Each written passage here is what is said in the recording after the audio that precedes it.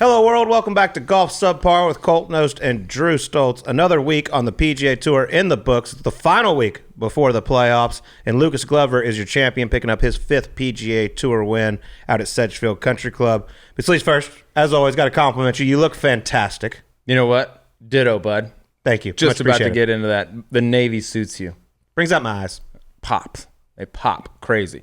And the RLX Golf collection draws inspiration from the traditional aesthetic of polo, updating it to create a modern sensibility focused on performance-driven design.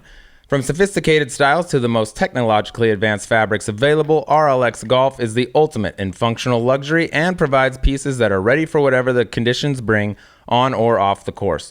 Ralph Lauren is the official outfitter of the United States Ryder Cup team and partner of the AJGA.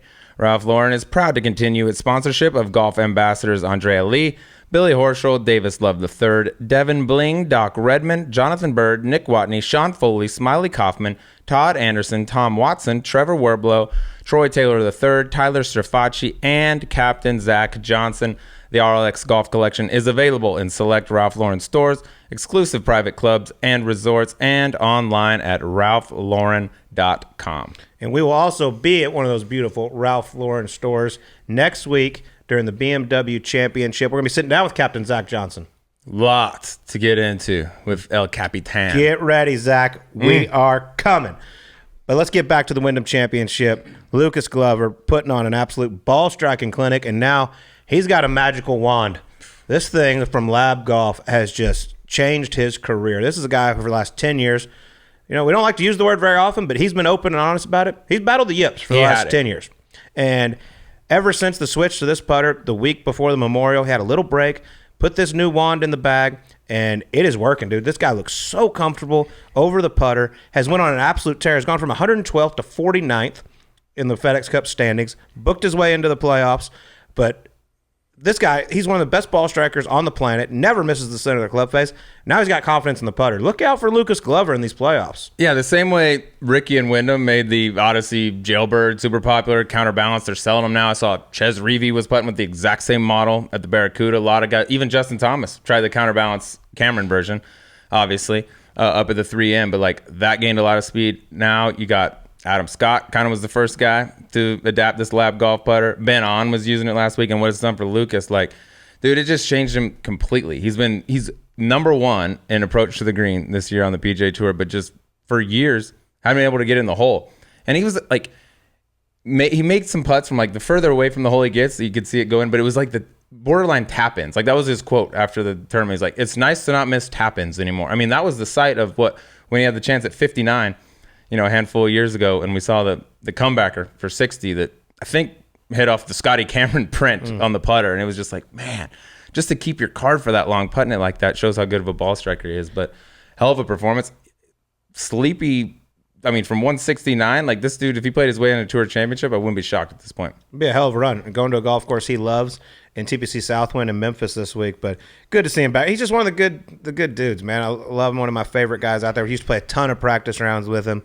Was just always in awe of his ball striking, but now to see him with the putter, see his kids there on 18, daughter crying, freaking out, son yelling, "Daddy, you won!" Such a cool moment. Had a bunch of friends and family in town. He's from Greenville, South Carolina, just a few hours from Greensboro, but one for the good guys there for sure. But reading a lot of books out there. Probably the biggest reader. By the way, he's voracious reader. He was one of our. We had a fantastic interview with him, actually in Memphis. True. That's right. So good juju. Congratulations, Lucas Glover. Another big storyline. Justin Thomas just missing out on the playoffs. Added the last 2 weeks. Played the 3M, played the Wyndham Championship, trying to make his way into the playoffs, making an impression on Zach Johnson to get on that Ryder Cup team in Rome.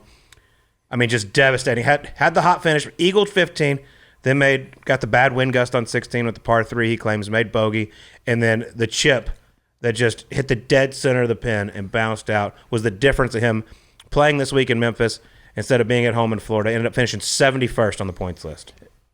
Literally as close as you can get without doing it. And I was driving home at the time. I had to record, and all of a sudden my phone started going nuts. Can you believe that? Bone should have been tinning the flag. I'm like, oh my God, what happened? Then I went and saw it. I was like, what do you want to tin that? By the way, if he had tinned that and yanked it, people would have been like, you leave that in. You leave the pin in, that ball goes in. I mean, it hit the dead center of that hole. And now, he's the odd man out. He's got to watch the playoffs, and just it's kind of up to Zach Johnson. He's got some decisions to make that I think 1 through 9, all the way through Jordan Spieth, is locked on this team. And I think once you get to that 10, 11, 12 spot, Keegan Bradley, Colin Morikawa, Sam Burns, I think there's some wiggle room there. JT, obviously one of the names to be considered. And then there's still 2 weeks left of big golf, of points to be had. And then they don't make the picks until after the Tour Championship, obviously. But there's a lot of shakeup that can still be left. But Justin Thomas, unfortunately, out of his hands at this point. Yeah, talking with him, I mean, his confidence is there. He just hasn't got the results he's wanted. He's really made some strides in his ball striking, it feels like. The putter was better this week at Wyndham, ended up finishing tied for 12th. I mean, I've said it for the last few weeks.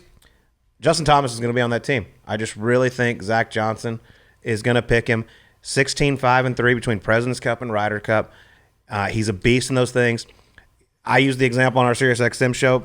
I mean, I know his form hasn't been that great, but we talk about it when Jordan Spieth gets to Augusta National, when he drives down Magnolia Lane, something clicks for that guy, and it brings out the best in him. When Justin Thomas gets in these team events, something clicks, and he is an absolute monster. The guys want him on that team. I know Jordan Spieth wants to team up with him. I'm going to go out on a limb right now and say it's going to cause some controversy because he is not in the playoffs, but Justin Thomas will be picked for this Ryder Cup. It's going to be I would not be shocked at all if Justin Thomas makes this team. However, I do think whoever is the odd man out, whoever's inside that top 12 and gets bumped, that's a tough call to make for Zach. And like, hey, dude, you did everything. You had a great year. You had a great last 2 years. You won in some instances, won in multiple times in some instances, depending on which name you're kicking out there. There's another name that was inside the top 12 last week who's now out. Ricky Fowler now sits at 13. I think Ricky Fowler is going to be on that team. So we're both making predictions here. Like, we're putting 2 guys in that aren't in the top 12. Who's coming off? Yeah, and there's another guy trying to make a big push. Got to give him a shout out for a final round 58 at the Live event. Bryson DeChambeau starting to play some better golf, obviously making history. One of only a few guys that have shot 58 in professional golf, but he did it and he ran away from the field at the Greenbrier out there. He's another one. I mean, if he goes out and plays well again this week, he could possibly be on that radar. He was one of the popular guys at Whistling Straits when he drove the first green, but a lot of decisions to be made. Played good at the PGA Championship, right? And you only get a few cracks if you're on Live. I saw people tweeting like, it's Greenbrier, everyone shoots low there. I'm like, it's a 58 with a bogey, like 13 birdies, relax. Like, it's okay to acknowledge good golf happens somewhere else. And that was a hell of a round. I don't think it's enough. If he goes and does something similar this week on Live and runs away in a landslide like he did last week, then there's some push on that. But I feel pretty confident. I think Brooks the only guy from Live on this team. Did you know, though, Bryson was also 4 shots away from a $54 million payout? 54 million? Yeah, if you shoot 54. Yeah. God, shit. Couple, that bogue, you turn that into a beagle, you're right there. One more. It was so close, so close. That's a hell of a deal. Yeah. Pretty safe bet that might not ever pay out. Well, I'll be honest, he played much better golf than myself and my partner up at the Gaza Ranch. Member guest. We finished 3rd in our flight. Okay. There was only 6 teams. On the podium. Was not very good, but what a time it was. Big shout out to Gaza Ranch. They do an unbelievable job with their member guests, the Bull Rush. The time was had. Let's just say that. I will say, I haven't told you this yet. I did make a mistake. It wasn't quite to the level of you at Mayakoba. You take some money to play some shit? That's not a mistake, dude. That's called life-changing money. I didn't take any money, but I recently got some new irons. I wasn't real happy with them. So I talked to Callaway, and I was like, hey, man, I really want these new ones. Is there any chance you can get them here for the member guests for me? So they put them together. They overnighted them to me. They're shiny. And they're beautiful. They look great, just like I want them. I'm like, I got to play them. Go to the range. They feel great. Well, the lofts are like a degree or 2 weaker than mine. And so I hit some very nice iron shots and kept coming up about 8 to 10 yards short every time. Not sure if it was the strike, the irons, or the substances, but it was probably not the best business decision looking back. My partner was like, go get those other freaking irons out of the garage. I'm like, dude, I'll figure it out. We'll be fine. Turns out we were not fine. They're too shiny. You can't leave them in the box. And you got no scar tissue with them? Yeah, put those bad boys in play. Now imagine if you got game changer money. 5 racks. 5 racks. You tell me you ain't putting them things in play? 100%. Well, let's get to this, though, because you played historically with Brendan Morrow. Your boy. Shout out BMO. He forgot this year, apparently, that you guys have been partners in the past. Invited Steven Spieth, who replaced not Jordan Spieth. Yes, but there is a relation there. And Steven, God Damn, what a 10 of a human being he is. We will save the Steven Spieth stories. But how do we do in that? Because that was the rivalry built in. There's some hate there. So they saved that for the last match. How you do it is you have 2 9-hole matches Thursday, 2 9-hole matches Friday, then a 9-hole match in the morning, and then the shootout. And we were last. Both teams basically 99% mathematically out of it. Mm-hmm. We ended up losing. We played pretty good. They played incredible. Steven actually played somewhat similar to Jordan back in 2015 on our little stretch. Runs in the blood. Immediately he texted Jordan, and then I get a FaceTime. So how'd the match go today? I was like, oh, shut up, Jordan. But yeah, we lost. It was disappointing. Neither team made it to the shootout. But man, it was a time was had. I will have to say, you and I, we have a lot of heart. We give it all we got. Everything I got. Play to the whistle. Everything. My man Ray Whitney, I love you to death. You're the greatest goddamn human on the planet. We're on the 5th hole of one of our matches playing Justin Upton and Ian Kinsler. Tough, tight match. And look over on the 5th. Us 3 are on the tee box, and there's my man with his head leaned back on the seat of the cart. I was meditating. Like, I think my partner's taking a nap. I'm like, what's that? I'm like, Ray. No response. All of a sudden, Ian goes over, hears him snoring, gives him a little tap in a sensitive area. Jumps up, he goes, what? I'm up. Sorry, guys. Just need a quick. Bridget, is that you? Just need a quick little nap. So I think that might be the first time I've ever seen that. Disappointing. Little nap during the middle of the round. So Ray, maybe next year, maybe we get a little Red Bull, a little Celsius in us. I can fix that, and we got to play through. It's a 9-hole match. Come on. I can fix that quickly. That's Ray's all heart guy too. He had enough balls to get in front of me on the ice rink. I respect any man that has the courage to do that. But typically, like y'all played Steve that last. The third match or the third day morning match. Cool, buddy. That's just like, what'd you make, Dub? All right, so I think you guys won. We didn't finish. That's a tough. That match is normally sloppy slop. The 3-day member guest is exhausting. It is so probably too much. It's like Vegas. I got there Tuesday. We in the afternoon went on the boat, had a time. Wednesday played golf, had a time. Then the tournament starts. Thursday, Friday, Saturday.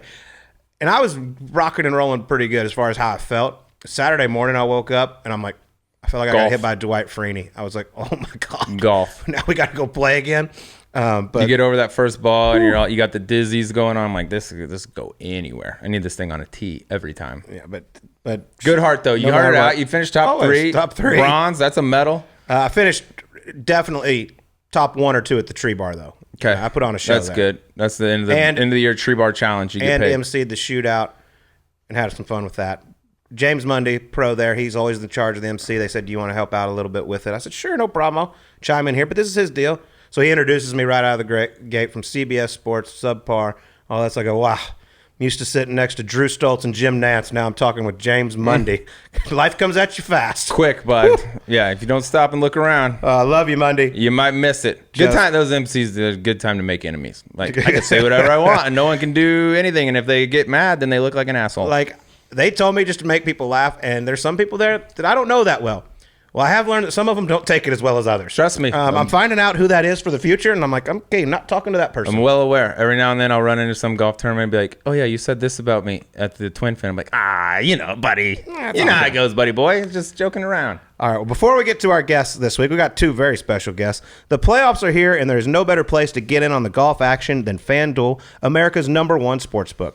Right now, new customers can get a no-sweat bet up to $1,000 back in bonus bets. And the field is loaded, just 70 guys, Scotty Scheffler, all the best in the world. You can bet outright wins, top 20s, head-to-heads, whatever you want. And if you've been thinking about joining FanDuel, there's no better time to get in on the action. The app is so easy to use with a ton of different pre-tournament and in-play markets. And when you win, you get paid instantly. So aim for some green this spring and bet on the PGA Tour. Go to FanDuel.com/subpar and sign up. That's FanDuel.com/subpar to get a no-sweat first bet up to $1,000. FanDuel is the official betting operator of the PGA Tour. And Sleaze, we are going to be having a little competition. Okay, we got 3 weeks of playoffs, and we will be having a live betting competition during each week of the playoffs. And also, for all you listeners out there, there'll be live betting profit boost tokens, so you can get in on the action as well. And through the IMG Arena Golf Event Center, FanDuel will bring an exciting library of new live betting markets to golf fans, including closest to the pin, longest drive, number of birdies, and more exciting stroke-by-stroke bets that will allow fans to engage with golf at any point in the tournament. The IMG Arena Golf Event Center will also provide FanDuel with a greatly enhanced data visualization experience for fans to watch during tournaments, with the ability to track each shot in real time, view hole profiles, and see course maps, all in the FanDuel Sportsbook. Fans will have the tools they need to make betting selections during key PGA Tour events. FanDuel customers will also have access to a live leaderboard that can be customized to track hole-by-hole performance of their favorite players. Sounds like one hell of a good time, but nobody out there yell at our guys like they did at Marty Fish at Tahoe. Yeah, disrespectful. Disgrace to the game. All right, tighten it up. And once again, make sure you go to FanDuel.com/subpar and get amongst it with us. Let's get to some picks. Only 70 guys. We're going to finish top 70. Got a 1 in 70 chance. I like those odds. I've fired on Hold worse. on. Check the numbers. Oh, yeah, it feels like it pencils. Okay. All right. My favorite, I'm going with the guy he's been so consistent. He's made a gazillion cuts in the row. Don't have to worry about doing that this week. I'm going Victor Hovland at 20-1. Something about this place, ball striking. His chipping always is a top conversation. You're chipping off Zoysia at TPC Southwind, which is basically on a tee. Give me Victor Hovland going off 20-1, hoping the wind blows so his ball striking really shines. Ball striking, not an issue for Vicky Boy. All right, I'm staying in the same continent as you, all right? I'm going with the guy 25-1, been playing awesome without winning, okay? Last 9 events, only 1 finish outside the top 20. By the way, just won himself a cool $1 million last week, and he wasn't even in the field. Won the Aon Risk Reward Challenge. Shout out Steven Yeager. Needed to make Eag on the 15th on Sunday. Did not hold the bunker shot. $1 million goes to this man. Accurate off the tee. Elite iron player. We all know that. All the makings. Give me Tyrrell Hatton 25-1. $1 million richer than he was just a couple days ago. One of my favorite humans, and I'm very just impressed with your math and geography skills. See that? Yeah, it's not all TCU, beauty. Who dude. said it's an easy It's not school? all beauty, dude. It's the Stanford of Texas. All right, my underdog this year, or my dark horse this week, he lost in the playoff at this golf course last year to Will Zalatoris. He's 55-1. He's been playing incredible. He missed the cut at the 3M, but that's after going all the way over to the Open Championship, so I'm not even counting that. He's up to 24th in the world. He won the John Deere. He finished tied for second at the Open. The big boy, Sepp Straka.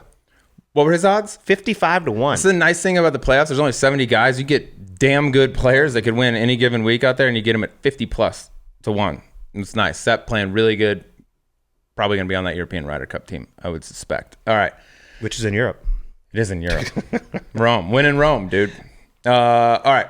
60-1 is my dark horse pick this week. In the playoffs, after a very nice late push to the season, top 7 in 4 of his last 5. Pretty damn good. Runner-up at the 3M. 7th last week at the Wyndham. Also got one of the best bagmen in the game, whose fame is now causing a little bit of a distraction. Aaron Fleener.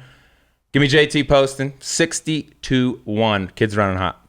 And in Memphis, home of Elvis, great singer. If you didn't know that, Aaron Fleener, great singer. Fleener could be a little distracted. This is probably as close as they get to Nashville. I'm probably trying to lock up a record deal this week. JT, don't be afraid. Crack the whip on Fleener a little bit. Keep him locked in this week. FanDuel, official betting operator of the PGA Tour. Must be 21 years and older and present in select states. First online real money wager only. $10 deposit required. Refund issued as non-withdrawable bonus bets that expire in 14 days. Restrictions apply. See full terms at FanDuel.com/sportsbook. Gambling problem? Call 1-800-GAMBLER. Hope is here. Gambling helpline ma.org or call 800-327-5050 for 24/7 support in Massachusetts. Call 1-877-8-HOPE-NY or text HOPE-NY. That's 467-369 in New York. FanDuel is offering online sports wagering in Kansas under an agreement with Kansas Star Casino, LLC. Call 1-800-GAMBLER or visit FanDuel.com/RG in Colorado, Iowa, Michigan, New Jersey, Ohio, Pennsylvania, Illinois, Tennessee, or Virginia. 1-800-NEXT-STEP or text NEXT STEP to 53342 in Arizona, 1-888-789-7777, or visit ccpg.org/chat in Connecticut, 1-800-9-WITH-IT in Indiana, 1-800-522-4700, or visit ksgamblinghelp.com in Kansas, 1-877-770-STOP in Louisiana, or www.mdgamblinghelp.org in Maryland, 1-800-522-4700 in Wyoming, or visit 1-800-GAMBLER.net in West Virginia. Well, let's get to our guests this week. We have got 2 very special guests that are way smarter than you and I.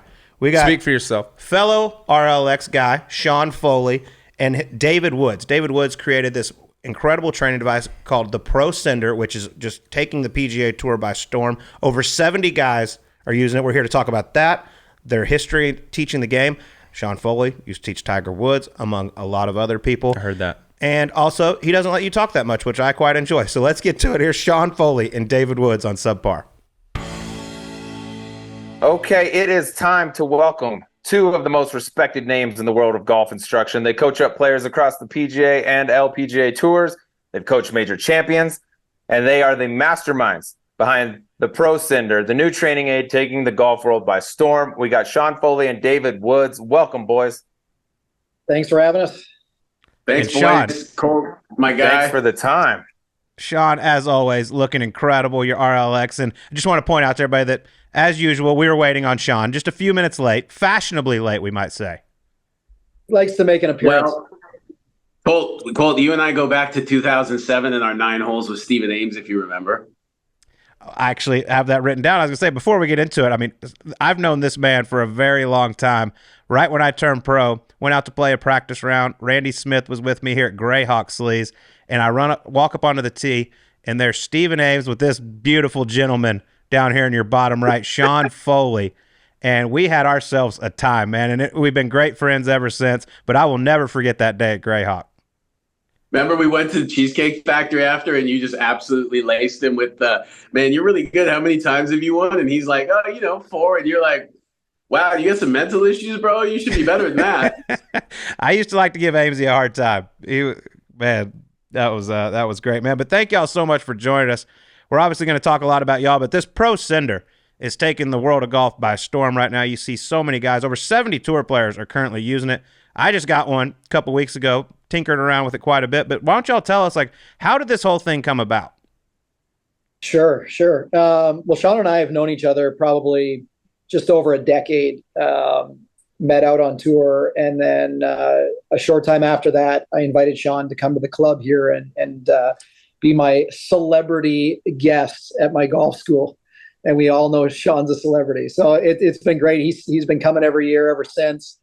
And, I think this all kind of came about maybe about a year ago. Sean, he always stays at my house when he's in town. And we were just, up one evening having a couple beers, and I explained to him about a training aid, a wrist aid that I've been kind of working on a prototype for, and showed it to him. We kind of went back and forth, and then we got talking about the success he had with using a very small ball near the wrist joints to kind of bring Lydia Ko back from the high ranking that she'd climbed to, bringing her back to world number 1, and how that really, really helped her progress. And, one thing led to another. We decided to kind of co-op the products together. And next thing you know, we've got, one of the only 3-in-1 training aids that's on the market. It's just been a good partnership. We're about 5 or 6 months into the process. And like you said, it's been wildly successful. Yeah, you can't go up and down a range without seeing a number of guys, especially on tour, a ton of those guys using it. And there's a lot of golf training aids out there, right? Was there any hesitancy on either side, either you, David, or you, Sean, just putting out a training aid period? Because a lot of them are so gimmicky and they're trash. There are other ones that are great as well. But was there any hesitancy? How do we make sure people know this is the real deal and not just some sort of gimmick on an infomercial? Yeah, go ahead, Sean. Yeah, I think to a large extent, this is almost my second decade on tour. I've had hundreds of opportunities to be the face of all these training aids. And this is the first one I've ever been a part of because, Colt and I talked about this before, but I grew up in the golfing machine. That I was coached in golfing machine like Bryson and these guys. So I was saying to Woodsy the other day that, when I first went for my first lessons with Greg McHatton out in LA as an 11-year-old, when I went to shake his hand, he put my hand into extension and had me clear my hips. So the golf machine handshake was like right wrist extension and then clear the hips. And so pretty much from that day, my whole life has been really about figuring out this right hand and this right arm and the right side of the body. And I think the problem with golf is,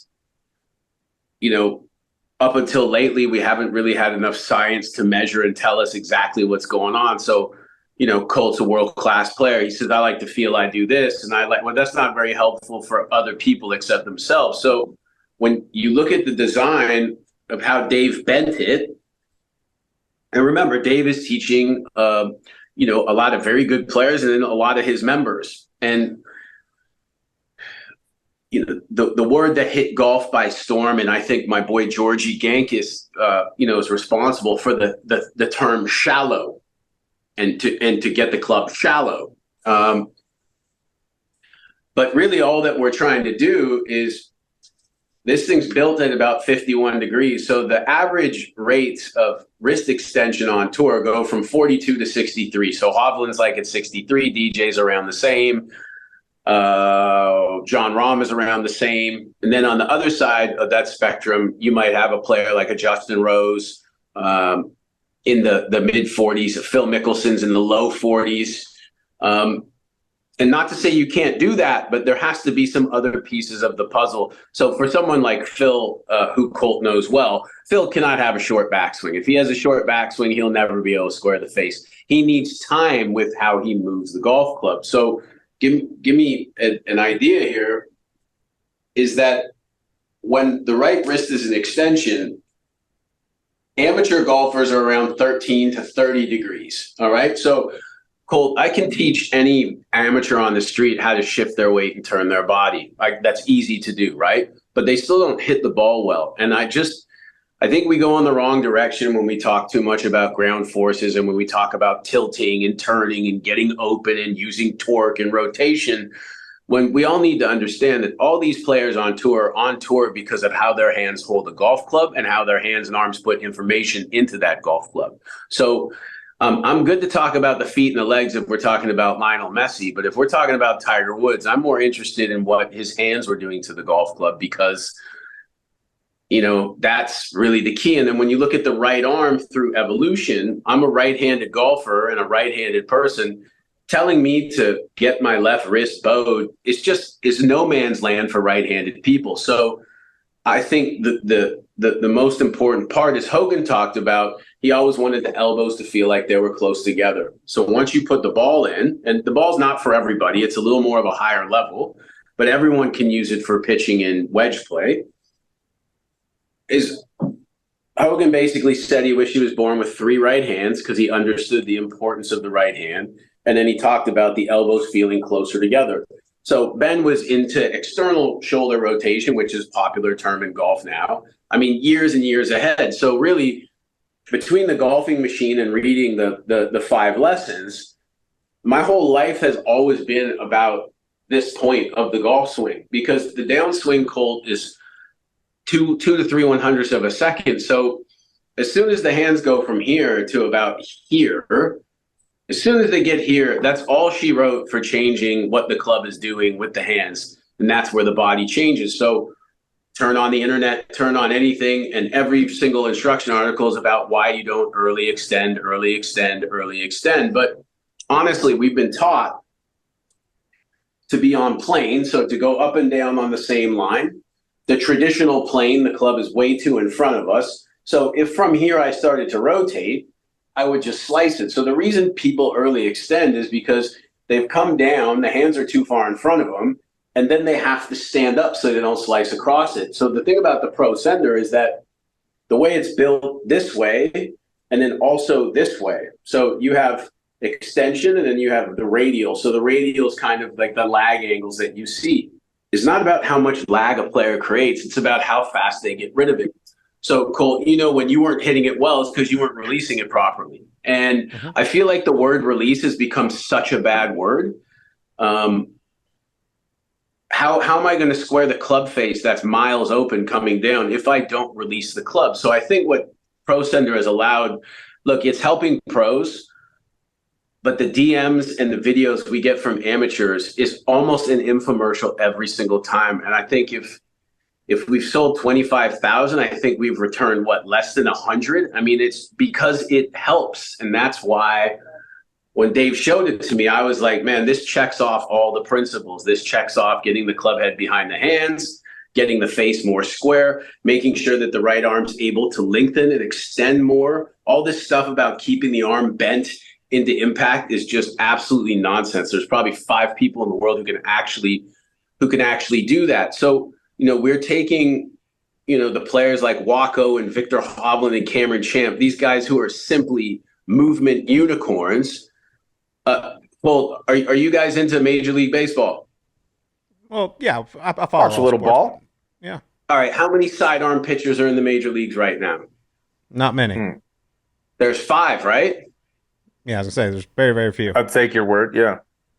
So there's 5 golfers who are sidearm deliverers and who can bend sideways and come in super shallow and lean the shaft a ton and still be efficient. Do you know what I mean? So yeah. I think so here's my point. Like, if early extension is not good, if not opening and clearing and rotating is not good, then how do you explain Tom Watson, Johnny Miller, Jack Nicklaus, and Greg Norman? Their butt was off the wall halfway down in the downswing. So what did they all do? They were all very good at where the wrist set was and where the conditions of the club was. So even when we see the beautiful swing of Adam Scott, at the top of his swing on 3D, his face is still 100 degrees open. He's got to twist that thing so fast to square it up. And this just helps people, but especially amateurs, to be able to do those things. And I listened to the commentary there during the British Open about how good Tommy Fleetwood is because his face stays stable longer than anyone. But Tommy's club face is closing at 3,000 degrees per second. There's nothing stable about anything. Even Tiger's putting stroke had a lot of open and close to it. So this is really helping people to get the face better in the backswing. I think the other part about it too is because it limits too much wrist hinging. What people do is they learn to be able to actually turn and move their body to help complete the backswing. So for me, I think the arms are pretty much done right now. So how do I build the rest of the backswing? I have to build it from there by using how my body pivots. So it's been fantastic, and we're so excited. Look, Colt, you know me for a long time. Obviously, Randy Smith is one of my closest friends out here. And yeah, we want to be successful and we want to have a good business. But it's no different with Randy now than when you first met him as a kid. The enjoyment that he gets watching you hit the ball well and hit it nice, that money can't do that. Like, I still to this day, absolutely loving the look on people's face from a world-class player to a 20 handicap when they hit that shot and kind of have that aha moment. I mean, that still is just so special to me, and that probably will never go away. If that goes away, then I'll stop coaching, because I think that is one of the most enjoyable parts, is proving to someone that they had the ability to do it, and you just kind of help them understand maybe the path to doing that. It's very rewarding. Yeah, and the one thing that, David, that I love about this, you sent it to me a couple weeks ago, and I've messed with it because I've always argued with, the method instructors, like, you're not going to teach me to swing the golf club the way you do Dustin Johnson. We're built totally different. But this, no matter how you're built, you can use this. No matter what level you are, you can use this, because it's all about getting your hands in the proper spot. But I got to ask this, because the first time I really saw it was, I believe, on the range at Memorial. Rory McIlroy was using it, and I just got to know, what did that do to sales when they showed Rory McIlroy on the Golf Channel there using the ProSENDR? Yeah, no, that was great. And it was probably a week before you saw it on the Golf Channel that Rory shot me a text and just said, hey, would you send me one? And of course, I just overnighted it to him. And within a couple of days, he sent me a little bit of feedback, just saying that he loved it, loved everything about it. It got him in a position that he was working towards, that got his wrist conditions a little bit more extended with the right wrist, a little flatter with the lead wrist. He's always going to have a little cup in his lead wrist because he's got a real strong grip. But yeah, I mean, he really liked it. And then, for it to all of a sudden blow up when there was some stuff that popped up on social media there I think it was like the Tuesday of Memorial.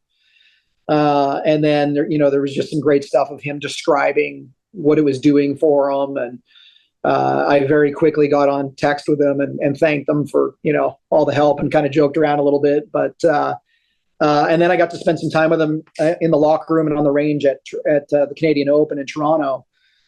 And just, yeah, like he's just a great guy, like the first thing I want to know is like, is it okay if we, use this footage? And he's like, absolutely. That's great. I love it. I think it's a great product and I'm happy for you guys doing well. And yeah, I mean, the product was on fire before he ever used it. Like it was cranking.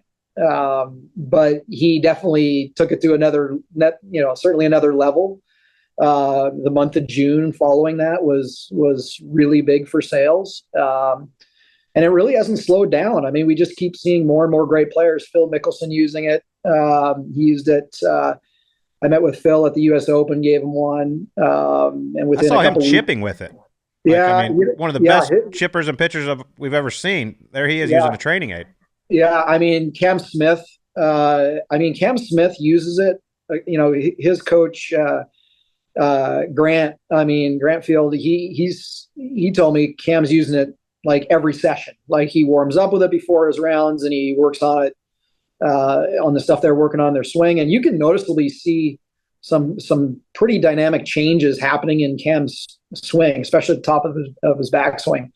It's noticeable. I saw a swing of Cam from the British Open without it on, a swing that I've never seen him swing that way before. So, I mean, it's certainly, along with the great instruction that Grant's giving him, I think it's a good assist in that regard.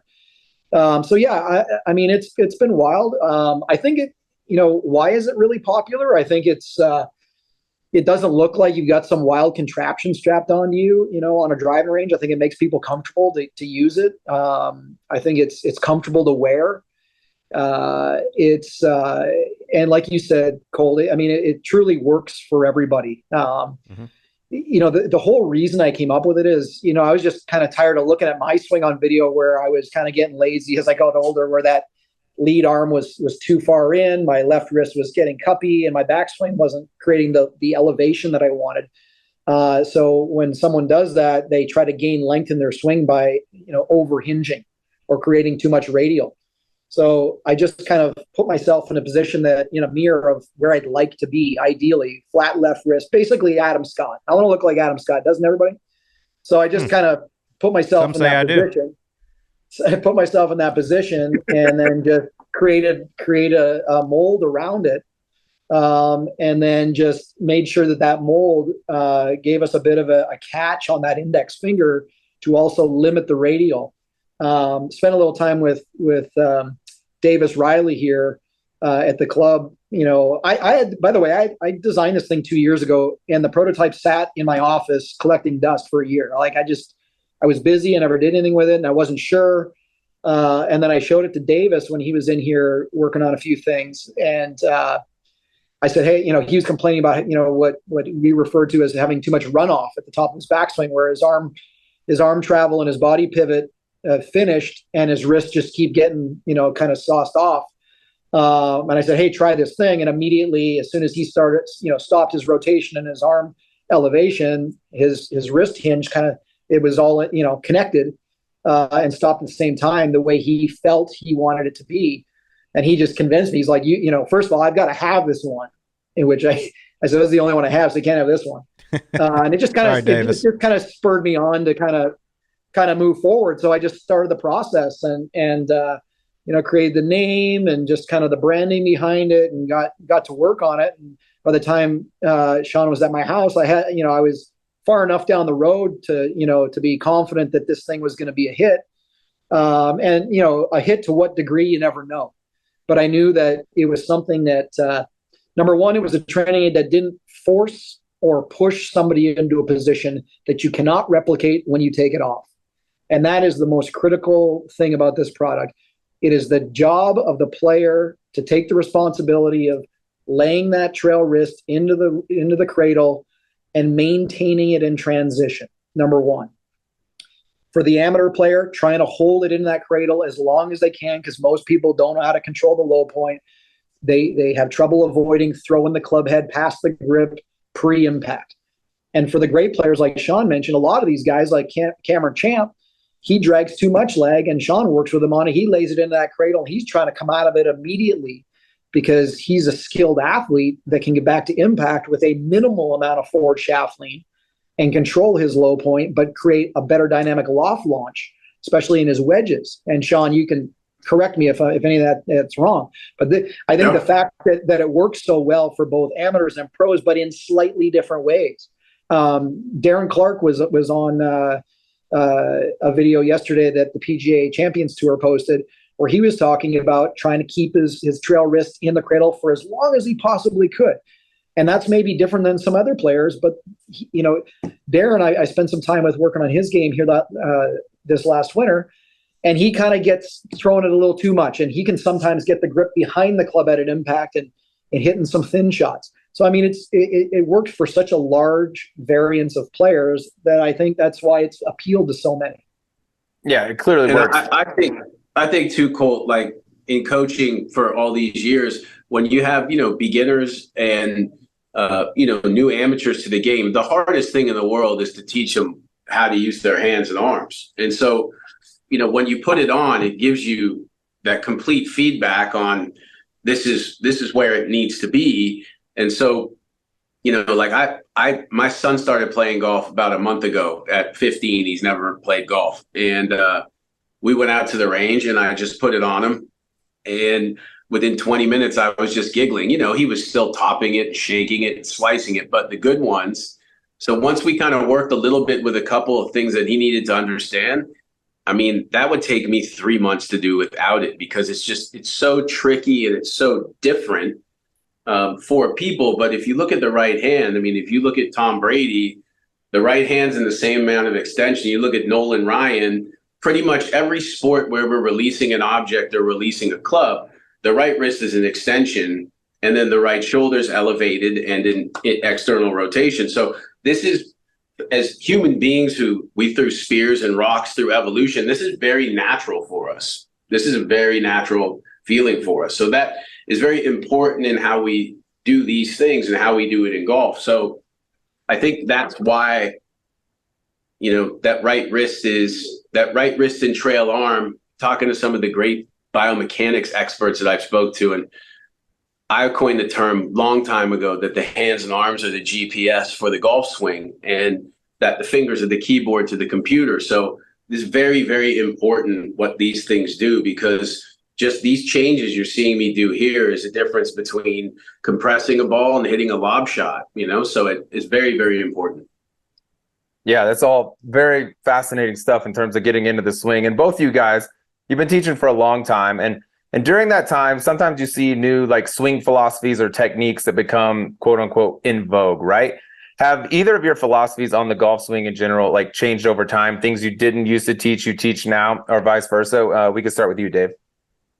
Yeah, absolutely. I mean, I've never really been a method teacher of one, swing for all people, but I think there's a lot of absolutes that every good golf swing needs to have. There can be different swing styles, but you look at the PGA Tour players from P6 to impact or last parallel, for the people that, don't follow that, the moment that the shaft is last parallel with the ground, pre-impact, they all look pretty similar from that point through the ball, regardless of what they look like up at the top. So, yeah, I mean, my stuff, the stuff I coach evolves all the time. I'm always trying to learn from people in business. I'm trying to learn, from other great people in the golf swing. I've learned a lot from Sean about the golf swing over the years. So yeah, I mean, I think if you look at really good coaches, Sean's a real good example. Ben On's swing looks different than Michael Kim's swing.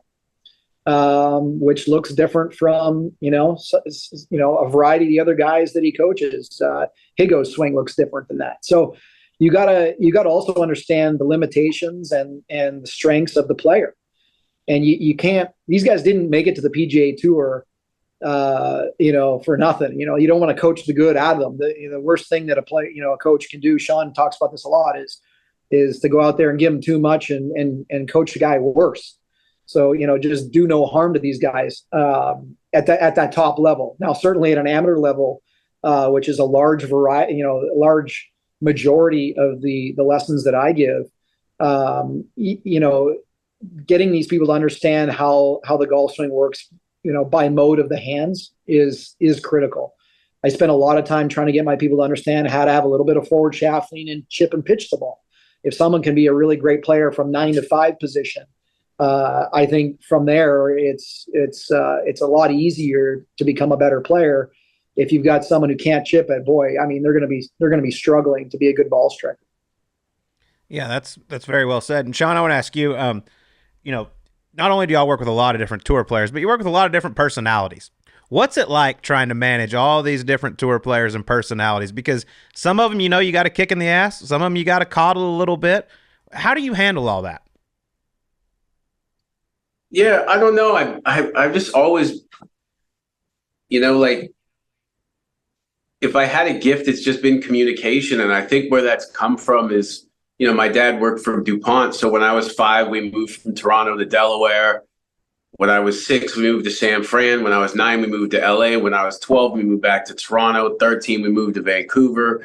Then I went to University, historically Black University in Nashville, then worked in Florida. So I've just kind of always been uncomfortable in life. Like, I've always been in zones of discomfort where new kid in school, new side of the country, new cultures, new everything. So I think for me, communication became almost like a survival benefit, because being the new kid in school every year is not easy, right? So, I've also always been like a voracious reader. I've read a lot. So I've read a lot about, learning styles, and even starting from child development and things like that. So it just depends, right? And then it's timing. It's timing, because even the guy that you got to grab by the neck sometimes, that time has to be perfect in order for you to do that, right? Like, trying to teach my 15-year-old son right now that if you say the right thing at the wrong time, in your mother's eyes, you're technically going to be wrong, right? So you gotta say the right thing at the right time.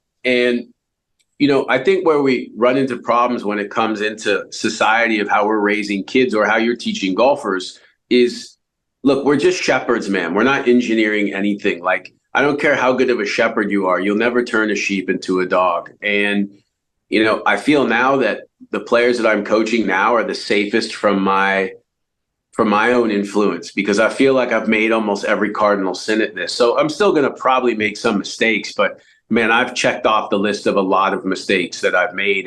And the thing about, when you fail, technically, if you're able to apply that failure, then you win the next time. So I'm not afraid at all to make mistakes. I'm not afraid at all to do that. But when you start really reading about like the human brain and its ability to change and how you move, it's really tricky. I think when you can really have breakthroughs with guys, it's when you can get them conceptually to have a new understanding. And then things change right away. So a guy has a hard time spinning wedge shots. Well, when you explain to him how spin's created and he goes, well, I never knew that, the next one's spinning. So I think the concept is, there's 1,000 different ways that this, commentators will say there's 1,000 ways to swing a club, but there's not. There's like only 3 different ways to swing a club. There's 1,000 ways that it looks, because everyone looks different. Everyone looks different. But the fact is like, just because everyone looks different doesn't mean they're not comprised of water and cells, and like, we're all the same. Like, we might look different, but we're not separate. We're identical. So I think as it relates to the golf swing, where it's different now, I got these young guys and say, I hit a draw, but I need to fade it to be competitive. And I'm like, if you want to try and do that, then I'm not your guy, because, you're a number 2 amateur in the world hitting a draw. And now you think you're on tour, you need to fade it. Like, one, you can learn how to fade it. I can show you how to fade it. But you remember DJ forever, right, Colt? I mean, that guy used to hit a slinging push draw, and now he hits a baby fade. How long did that take him to learn how to fade it? What, 15 years? 13 years? Took a while, yeah. So the thing, like with club head speed, it's like the in thing, right? Rosie and I set out years ago. He wanted to be faster. He wanted to carry a 310. It took us 3 years to do that. We did it to where we wouldn't injure ourselves, and we kind of owned every step of the development to speed. Whereas, there's guys who want to swing faster, and they're out on the range right now. You can picture it, Colt. And they're sitting there swinging and doing this and doing that. And it's like, they're just on the brink of injuring themselves, and they're on the brink of really destroying their swing. So you got to be so careful. You got to remember, you're not talking to a human being. You're talking to a human brain. And the brain's pretty stubborn, man. It likes what it likes. I mean, think about the things that you and Randy worked on all those years, the same over and over and over and over. is because so much of what you did was already very, very, very good. So I think, that's really important as it relates to communication. And then look, I'm out here doing my job. I'm not out here trying to keep my job. So I'm going to give you a big hug, and I'm also going to kick you in the balls harder than you've ever been kicked. And my guys always know where, and my girls, they always know where I stand. It all comes from a place of love. But, look, man, we have one chance at this life, right? Like, we're just a dash. We're just a dash on a tombstone at some point. I want to do the most I can with it. And in order for that, you have to have honest relationships, because if we're not honest with one another, the things that go unsaid in these relationships, Colt, affect relationships more than the things that go said. And, you can see Scotty and Randy out there, and they literally are arguing on the range, and people go, man, they're arguing. And it's like, yeah, and they love one another. It's okay to argue. Like, it's okay to disagree. It's okay to build. So I think it's very, very important that also when you start working with a guy, you have to assess, like, I know I've helped some other guys build their stables because I was busy at the time. Someone came to me and I thought, you know what, this guy would be a perfect coach for this guy. And so I send him there. So that's all I want to do is, anyone doing this job, I have so much respect and admiration for it. And, to see in recent years, some of my friends starting to have success after working all these years out here, it's so great to see. And look, man, I love the game. I love the people in it. And yeah, I feel very fortunate that Dave and I set out together to do this. What I'm great at, Dave is good at, and what Dave is great at, I'm good at. So we stay in our own lane. I trust David with so many of those things, and vice versa. And it's nice to see it all kind of come to fruition. But coaching to this day, it's like, Colt, 90% of my time is really off the course stuff. Like, guys don't have clarity in their lives or in their understanding. I don't really care what the next swing thought is. You know what I mean? Because as soon as shit hits the fan on the golf course, it doesn't really matter how you hit it on Tuesday, does it? No, I'll tell you. I mean, one of our favorites, Sean O'Hare, told me, he goes, "You're more than just a swing coach. You're a life coach as well." So that's a testament to you. And you know who I'm having dinner with tonight, Colt? Oh boy, well, I know who's Johnny? buying you. I'm having dinner with Sean O'Hare tonight. Keep him off that phone. Keep him off that phone, Sean, if you can. Hey, you know what? We had in 2009. We had absolutely the most unbelievable, the best time. I mean, I was so lucky. From, Stephen Ames was a mentor to Sean, and then when Sean was, hitting it sideways, he called me. We worked. And then he was best friends with Hunter Mahan. So he said, "Can you help my friend Hunter?" And I'm like, "Sure, I'll help Hunter." And then thankfully the USGA put Justin Rose with Sean O'Hare at Bethpage Black. And that O'Hare kid went out the first 2 days in 2009 and missed one fairway and 2 greens. And I was up in family dining on Friday evening, and this hand was on my shoulder, and I turned around and it was the great Justin Rose. And I was like, "Holy shit, man. Like, I love you, Justin Rose. You're awesome." He's like, "There's no way I should be outclassed by a guy like Sean O'Hare." And I went, whoa, easy, bro, easy. And Rosie was hot. And Rosie's one of my all-time loves. I just love him, and he's amazing what we were able to do together. I think, Colt, we kind of created a whole thing. We pioneered a whole movement into using TrackMan and using 3D. And building teams around individual players. We kind of created a monster out here, but so much of success is all these opportunities that you have no control of. And then when you have the opportunity, you either step up to the plate and hit it out of the park, or you strike out, and that's fine.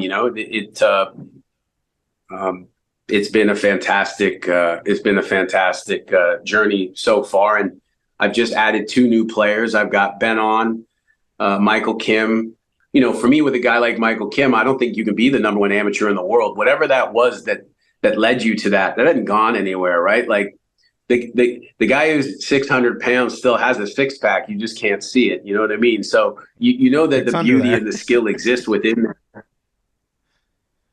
that. That's awesome. Well, Listen, we could talk golf swing with y'all all days. This could go for hours, but due to time constraints, because I have a flight to catch, and unfortunately, my plane doesn't wait for me, the one I'm on today. So we're going to jump to the E9 real quick. Sleaze, I think we skipped the first one, and just let's get right into it. Why don't you start us off? All right, boys.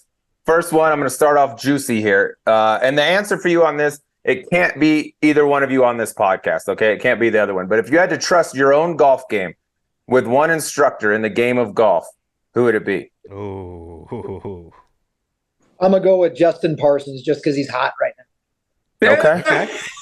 Love JP. There you go. Hey, JP's awesome. I wish I had a Northern Irish accent. Damn. For me, I'm gonna go with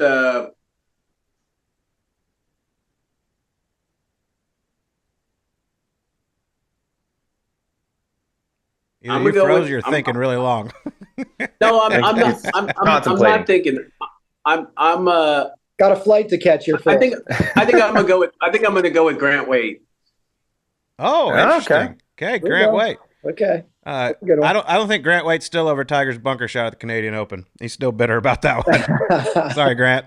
All right, this one's for David. You've spent a lot of time with the great and one of my favorites that we're hoping to get on the podcast very soon, Darren Clarke.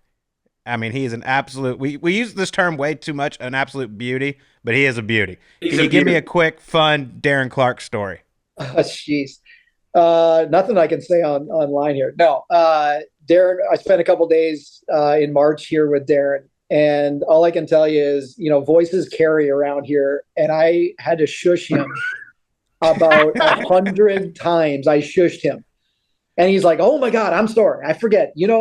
These two words that I keep saying, David, and I won't even give you the initials." He goes, I will. One starts with an F and one starts with a C. Yeah, and he's like, it's like saying good morning where I'm from.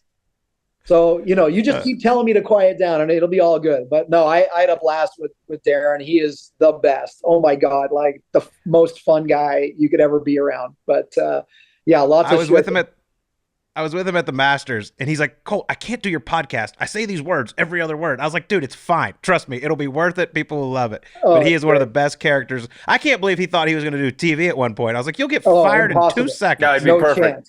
Chance. I don't even know him, but I've loved him for about a decade. I was like, that guy gets it. That guy, he understands. He is the best. All right, next one for me, boys. All right, Sean, I know you got some ink. You got some ink on you. I'm going to ask you for your favorite tattoo you have. And David, I'm going to ask you for your favorite tattoo of Sean's. Okay. Probably my favorite tattoo, which is this Malcolm X tattoo. And it says that I'm for the truth no matter who's telling it, and I'm against injustice no matter who it's against. So in a world now where we're so divided by you're a Republican, you're a Democrat, you're a Christian, you're a Muslim. He was saying, look, I don't care who's telling the truth. I'm for the truth, regardless of if I agree with your style of politics or not. And when it came to injustice, it doesn't matter if the injustice is against a black person, a white person, a woman.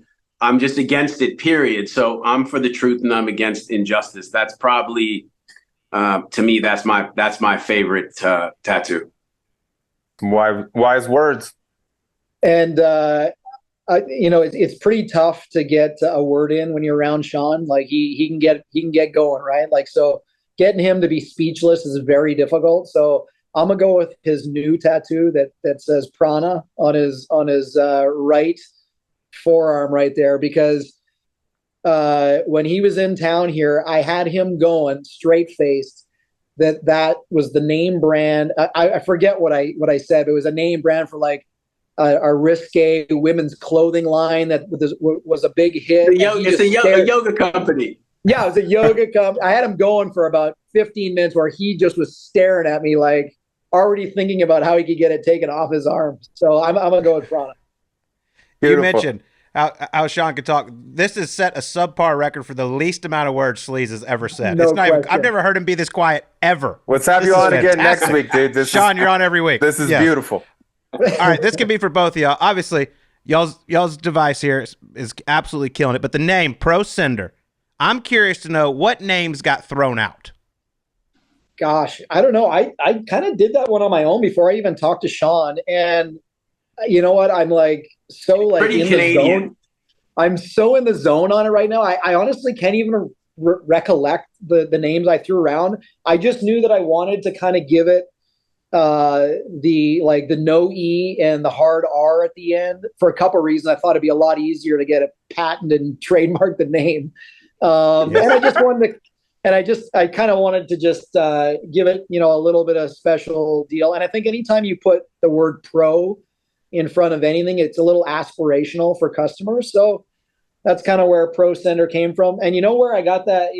Just even the font, I made that font by using literally Instagram font on story creative.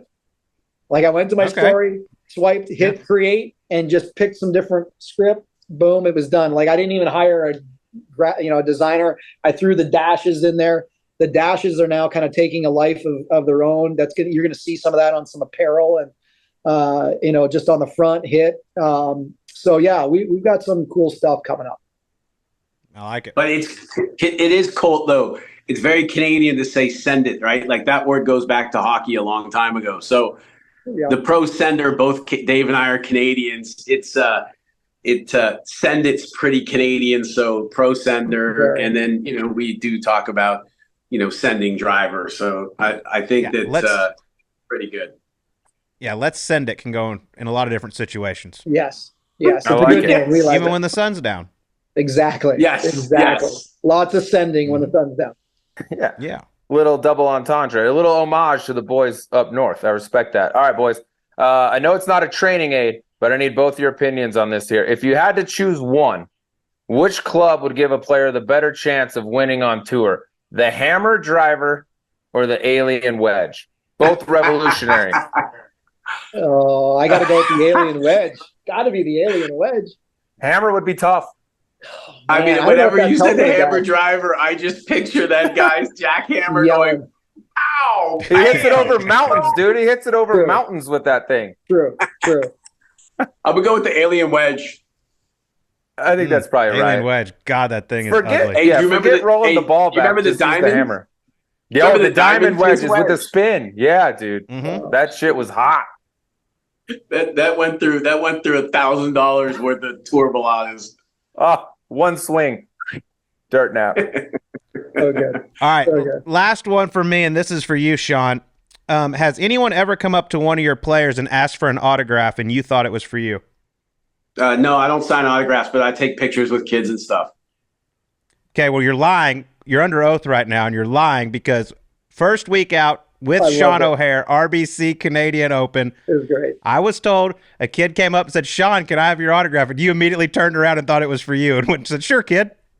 Oh, I don't know about that, bro. I'm telling you, I think if you ask my players, they will tell you that Hey, O'Hare, I've never O'Hare's signed a friend of the anything. program. He would not lie to us. He is a very trustworthy source.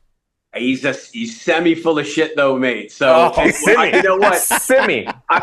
I'll sort this out tonight because on my word, man. I mean, I've obviously had flags sent to my house and done that stuff, but look, I'm working with the players. I knew a long time ago that you can have PGA Tour caddies and you can have PGA Tour agents and you can have PGA Tour coaches, but in order to have that, you have to have PGA Tour players. We remove them from the equation, and the rest of us don't have a gig. So I charge 5% of what they earn. So when they win a tournament, I'm worth 5%. When they miss a cut, they're worth 95%. I believe it was y'all's first week. I believe it was 2008 Canadian Open. If you just want to think back to maybe if this happened or not. I got an exact date. There's absolutely no way, bro. Andy finished third. He finished third y'all's first week. Oh my god. Look, Woodsy's been with me a million times. He's never seen me do it. I've taken a bunch of pictures. Oh, Look, I say to the kids, leave that flag for all of these guys. That's awesome. Sleaze, you got any more? Yeah, I mean, Sean is like a brother to me, but trust me, his brain is a little mixed up. So I'm going to give the benefit of the doubt here to Sean Foley, by the way. Man, I think 100%. O'Hare's got a lot of weird shit in there taking up room. He's beautiful, isn't he? God, he's incredible. Love him to death. All right, last one for me, boys. Since you're both Canadians here, I got to get you this one. Best Canadian export in the entertainment industry. Okay, you got Jim Carrey, Ryan Reynolds, Ryan Gosling, or Pamela Anderson. Go. I got to go Reynolds because he's a business guy. He thinks like I think. He's doing well. Can I go? I'm a hip hop guy. Can I go with Drake? Oh, a little Sure. audible, a little none of the above. Yeah. Right in. Yeah. You can No, have Drake. that. I just Omaha. Lil Peyton. That's allowed. love I'm gonna go. I think I'm gonna go with. I think I'm gonna go with. Well, shit. Then you got John Candy, Dan Aykroyd. Man, we just full of. There's a amazing ton. people. I just dragged 4, and I wanted to see if Pamela would get any love. It's a multiple No choice love for poll. Yeah. I guess if you asked me when I was 16, I would have said Pamela. I was gonna say you weren't thinking of Ryan Gosling when you were 16. I can guarantee you that. Yes, Well, boys, and, you this know, has been.